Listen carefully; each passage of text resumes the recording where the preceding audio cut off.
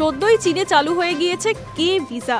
বিশেষত বিজ্ঞান ও প্রযুক্তির ক্ষেত্রে প্রতিভাবনাদের আমেরিকা নয় বেজিংয়েই স্বাগত জানাচ্ছে জিনপিং সরকার। এই পদক্ষেপকে সুকৌশলী কূটনৈতিক পদক্ষেপ বলে মনে করছে বিশেষজ্ঞ মহল। বিশেষ করে মার্কিন প্রেসিডেন্ট ডোনাল্ড ট্রাম্পের H-1B ভিসার দাম বাড়িয়ে $1 লক্ষ করার সিদ্ধান্ত নেওয়ার পর থেকে। কিন্তু বিষয় হচ্ছে চীনে ইতিমধ্যে একটা আতঙ্ক ছড়িয়ে পড়তে শুরু করেছে, বিশেষ করে যুব সম্প্রদায়ের মধ্যে। এই পদক্ষেপ আদেও চীনা নাগরিকদের চাকরির সম্ভাবনা আরও সংকুচিত হবে কিনা সেই নিয়ে সেখানকার সোশ্যাল মিডিয়ার অনেকেই সংশয় প্রকাশ করতে শুরু করেছে।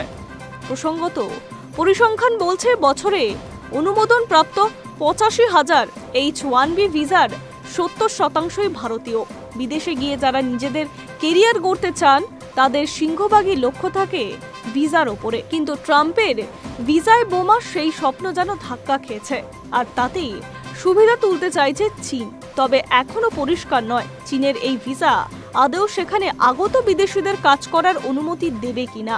এমন কেউ কেউ বলছেন এতে বেজিংয়ে যাওয়া অনেকটা সহজ হলেও চাকরির ক্ষেত্রে এর ফল কোনো সদর্থক পরিবেশ তৈরি করা হবে না।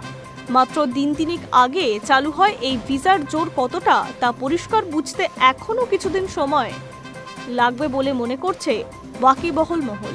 কিন্তু এতটা অপেক্ষা করতে রাজি নয় চীনের যুব সম্প্রদায়। তারা মনে করছে এতে তাদের চাকরির ক্ষেত্রে সংকুচিত হতে পারে। সোশ্যাল মিডিয়ায় একজন লিখছেন, আমাদের এখানে স্নাতকের সংখ্যা অগণিত, বলার অপেক্ষা রাখে না স্নাতকোত্তর কিংবা গবেষক ডিগ্রির কম নেই।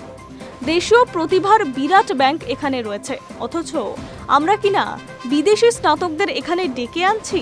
আরেকজনের দাবি, নতুন নতুন নানা প্রকল্পের ধাক্কায় আমাদের বিশ্ববিদ্যালয়ের পড়ুয়াদের নিজেদের মধ্যেই লড়াই করতে শুরু করেছে। এমন নানা মন্তব্য থেকে পরিষ্কার মোটেই এই কে ভিসা নিয়ে উৎসাহিত নন চীনের সাধারণ জনতা, বরং একে তারা বিপদ বলে মনে করছে।